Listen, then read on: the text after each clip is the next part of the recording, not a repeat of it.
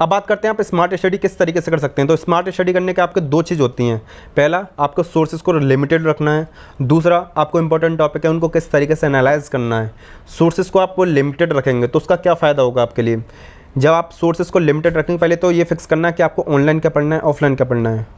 Fix your resources, what is to read online and what is to read offline. जब आप इस चीज़ को करने के लिए एबल हो जाते हैं, आपको ये पता पड़ जाता है कि मुझे ये पढ़ना है, उसके बाद में आपका टाइम, मेहनत, नोट्स, सारी चीज़ रिड्यूस हो जाती हैं। क्योंकि जब आप कम पढ़ेंगे, अच्छा पढ़ेंगे, रिवीजन अच्छा होगा, प्रोडक्ट अच्छा निकलेगा, ज़्यादा आपके मार्क्स आएंगे। इस बार को टॉपर देख लीजिए, पुराने टॉपर देख लीजिए, हमेशा यही बताते हैं जितने भी टॉपर रहते हैं उनके सोर्सेज लिमिटेड रहते हैं। इसी को दोबारा ध्यान देना, सोर्सेज उनके लिमिटेड रहते हैं, इतना ज़्यादा वास्ट नहीं करते।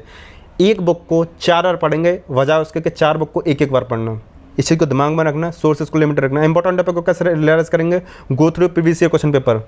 जब आप प्रीवियस ईयर क्वेश्चन पेपर को एनालाइज जाके करेंगे तो आपको ये समझ में आएगा कि कौन कौन से कीवर्ड्स हैं, उसमें कौन कौन से टर्म्स हैं, कौन कौन से क्वेश्चन पूछे जा रहे हैं, कि क्या क्या उसका एरिया है, क्या क्या उसकी थीम है। इन सारी चीज़ को जब आप एनालाइज करने के लिए एबल हो पाएंगे, जब आप उनको ठीक से एनालाइज कर पाएंगे तो आपको ये समझ में आएगा इस तरीके के क्वेश्चन आ रहे हैं और इस तरीके के क्वेश्चन ही आएंगे। एक चीज़ आपको बता दूँ, यूपीएससी में कोई भी चीज़ फिक्स नहीं है, हमेशा डायनेमिक रहता है। कभी भी चीज़ कोई उठ सकती है, कभी भी चीज़ नीचे डूब सकती है। डूबने का मेरा मतलब है नहीं आए।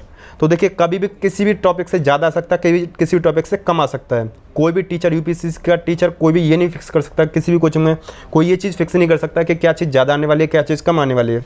इसलिए अपने माइंड में इस चीज़ को क्लियर करके रखें कि कोई भी चीज़ ज़्यादा आ सकती है, कोई भी चीज़ कम आ सकती है। टॉपिक को अच्छे से पढ़ें, सिलेबस को पूरा पढ़ें, प्रीवियस क्वेश्चन पेपर ठीक से पढ़ें। तो मैंने आपको अभी तक दो चीज़ बताई स्मार्ट स्टडी करने के लिए।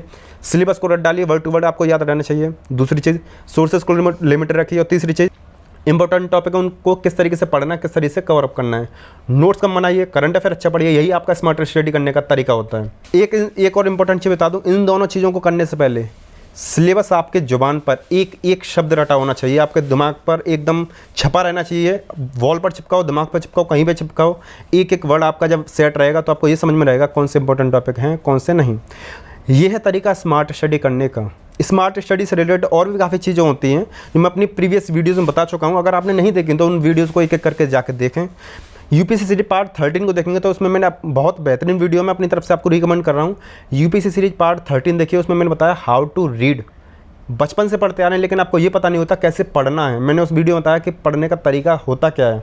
आप उस वीडियो को देखेंगे तो आपको समझ में आएगा कि आखिर पढ़ा कैसे जाता है। वैसे आप मेरे चैनल की यूपीएससी सीरीज को देख सकते हैं, उसमें एक एक करके सारे पार्ट्स को आपको प्रोवाइड किए जा रहे हैं। आपके जितने भी डाउट्स होते हैं एक एक करके क्लियर हो जाएंगे। जैसे सीडी पे चलते हैं उसी तरह से मैंने यूपीएससी सीरीज को आपको प्रोवाइड कर रहा हूँ, उसी तरह से आपको एक सारी चीज़, एक इन्फॉर्मेशन मिल सकती है।